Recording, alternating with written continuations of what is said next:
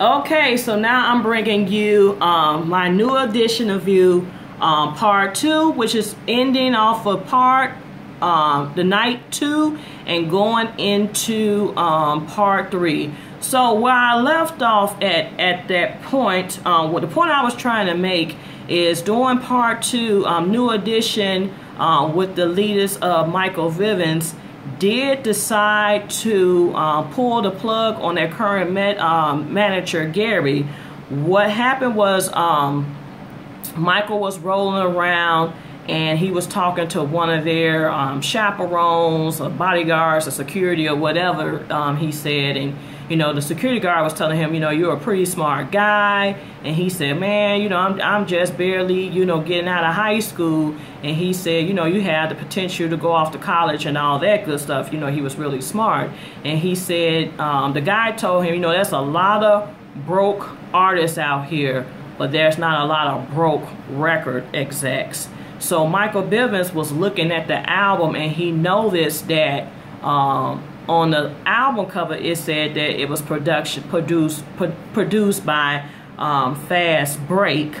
In reality, the company I went to do a little tracking against the biography, and actually they was produced by a company called Jump Shoot. Jump Shoot had a production deal with MCA Records, so they were not tied directly to MCA Records. They was just part of an affiliate of MCA Records. So MCA Records gave Gary a production deal. So once again, they found out Gary had played them, and I'm just going a little bit back before they get ready to go on this tour. But once again, Gary had played them. There was no more money. The mothers was pissed again, you know, so they was just knowing, you know, they was gonna have some money. So they did get rid of Gary. They got directly with MCA Records, and that's how the NE Heartbreak album, and that's how the tour came together. So when they was ending part 2, they was in rehearsals getting ready for this tour. And what happened was, you know, the management came in, said, you know, we got the deal together, you're going on tour, but guess what? Bobby Brown will be on tour with you, promoting and performing his solo album. And they also failed to realize, mention that Al B. Sure. Well, Al B. Sure shows up in the picture, but Al B. Sure was on that tour as well, So that leads to part 3, that's showing them, you know, prepare for this tour, and then it goes for them being out on a tour. So I really remember this album, The Heartbreak. I was a little bit older, not quite in high school. I don't think, no, I wasn't even really in 88. No, I was like in 3rd grade, 88, 89.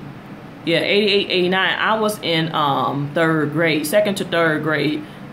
3rd grade-ish, yeah, because that's when I remember My Prerogative. I don't remember Bobby Brown's first album because, like I said, I was younger. I do remember Bobby Brown, My Prerogative album. So I do remember both of those albums really good because I think at that time I was like 8 or 9 years old. So they out on this tour. You know, Bobby Brown is trying to convince them that he can perform with them. And they was like, thanks, no thanks. You know, we good. We got Johnny, blah, blah, blah. And the tour ended up being a success. They wrap up with this big party. Now, I was so mad at Bobby Brown's character coming in there. This nasty bastard. No, they got all this cake to share amongst these people. And what does he do? He goes in and stick his nasty hands, probably been on drugs, his penis, and all this other than nasty girls. And he gonna dip his hand in the freaking cake. Not just the new edition cake, but his cake too. I thought that was just so gross and disgusting. But from there, you see that they all at this party are trying to plot and plan their future. So Bill, and DeVoe characters, Jimmy Jam and Terry Lewis, who are known producers who produced some hot stuff for Janet Jackson. They did some work with The Time and Prince and so forth. So they was already known in the game. So they was already convincing some of the members to produce the group Bell Biv DeVoe, known as BBD, which will go on to be known for some of the hits like Poison, I Thought It Was Me, See You Smile Again. They had, that was a hot album. That was a hot album. So they will go on to do their thing. Ralph Tresvant, he's upset because he wanted to come out earlier with his solo deal, but Bobby Brown came and his soul, and let's just say some of the work stuff that Ralph Tresvant was working on, Bobby Brown was already doing it. So if he felt like if he was to come out now with his material, it would just be a split copy of what Bobby Brown was doing. So he was pissed, but he was being encouraged to continue on and to pursue a solo album, in which he did. And then Johnny Gill, you know, they was talking up finally his solo project. But the thing about it, I guess the record execs was doing something with Motown instead of MCA. So at first Johnny Gill was a little hesitant about it, but he went on anyway and he pursued. I remember that album, I'm Still a Little Girl, but I knew some R&B jams because you had My on there, Mood Right, and all that good stuff. My was on there. I remember that, put on the red dress. I was a kid. I ain't supposed to be knowing about putting on no red dress and high heel shoes, but I remember that song though. So they all split up and they went their own ways. They all had individual success. I think Bobby Brown went on and, you know, continued to do stuff. I know he did the Ghostbusters song, the song for the Ghostbusters movie, and then he did some other things, married Whitney Houston, but they didn't put Whitney in the movie at all. They did not put Whitney in the movie, which I was kind of, you know, like, you know, Whitney was big in Bobby Brown's life, but they didn't write that into the picture. And then, so they went off to do their solo things. They all, you know, experienced success on their own eventually with the trio, with Ralph, with Johnny, and then it was a call for them to come back and do the Home Again tour. So that happened. Now, by that time they came together with the Home Again album and tour. I had to be in like my junior year of high school, because I remember that Hit Me Off, Come On Baby, You Drive Me Crazy. And I remember the Still in Love With You, because I remember Still in Love With You, because they played that. They played that at our homecoming dance. I remember that I remember slow dancing to Still in Love With You at the homecoming dance. That's crazy. That was homecoming. Yeah, wow, so many years ago. So I remember that album. It was a big hype. They was going on this big tour. It was Stay Back. It was so exciting. They got Bobby Brown on there. And Bobby Brown acted a complete damn fool on that concert series. He, you know, went over his set knowing, because they performed together as the 6 members of Bell Biv DeVoe, and then they broke off and did, you know, BBD did their thing. Bobby had his act. Ralph Tresvant was doing his thing. Johnny Gill was doing things. So it was good because they came together as a group. Then they did the individual projects. So you're thinking that's gonna be cool. They wasn't even good. I don't think they was probably at the halfway point of their tour, and it was just all types of commotion. And Bobby Brown was on the on his set going over time. So of course Bell Biv DeVoe, Michael Bivins, who was played by Brashear Gray from Empire. Brashear Gray did an awesome job, guys. I don't know, because he was feeding in from his character of Hakeem on Empire, but Brashear Gray did an awesome job. Luke James did an awesome job. I really don't know those other guys as well, but all of them did an awesome job. But anyway, back to the story. What happened was, you know, the Michael Bivins character, he went to stop his music because it was time for BBD to go out. And so they came out, they was performing. So Bobby Brown was mad and he grabbed a whole water hose. What the hell the water hose gonna do? But it didn't work, so they ended up, you know, getting into an altercation, and it started out with gunfire. Meanwhile, Brooke Payne is back on the scene. He's helping them. Oh, by the way, I failed to realize that tour was kind of like needed, because at that point, they was kind of broke. Besides Bobby and Michael Bivins, the rest of them had kind of ran out of money. So they kind of needed their tour, by the way.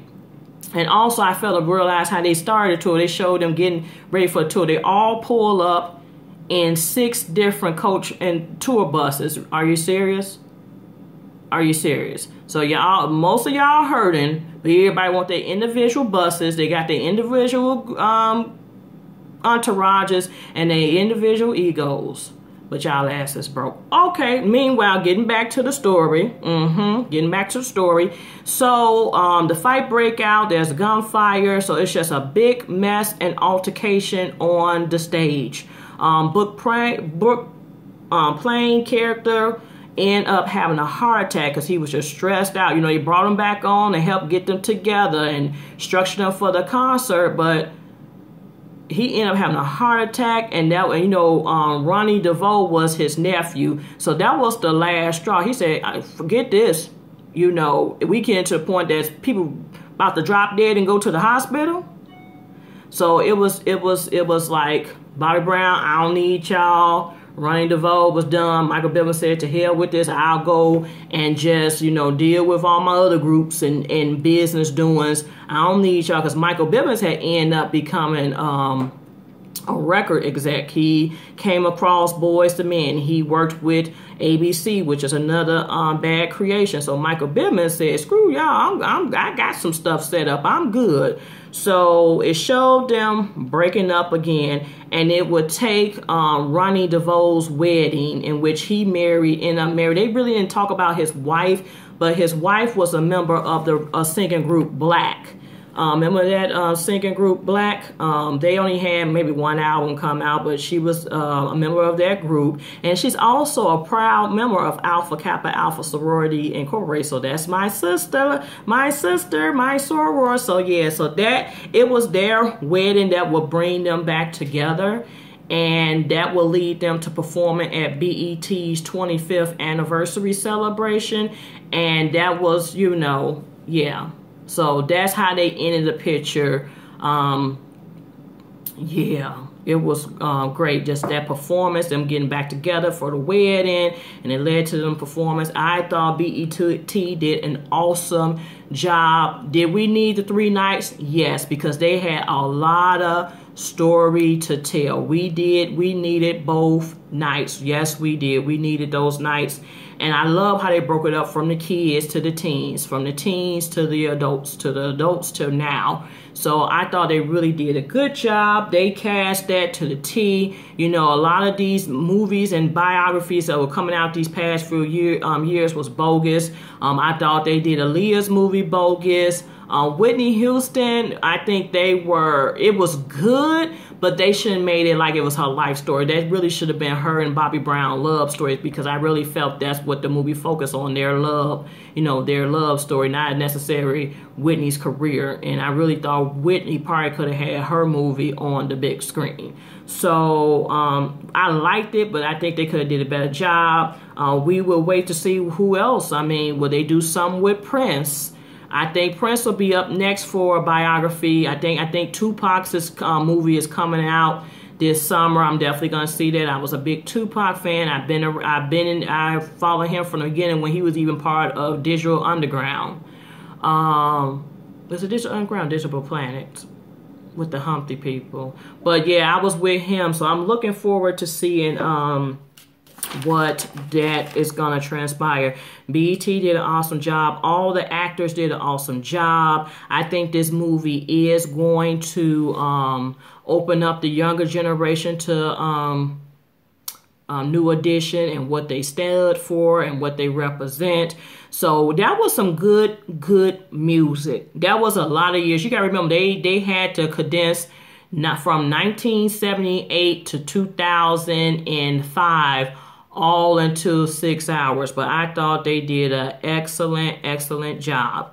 I would encourage you to take a look at the interview with the Breakfast Club, Charlemagne and the crew. Definitely look at an interview. It's going to be 50 minutes long, but they go in even more detail about the making of this movie and how it came to pass.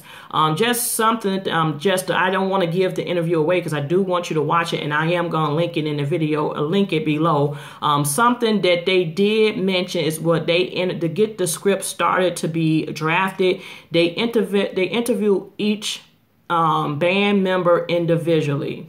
They interviewed the managers individually, the records execs that were involved. They interviewed everybody individually to capture the full essence of the what really went on from each person's perspective, and from there they draft the script. So the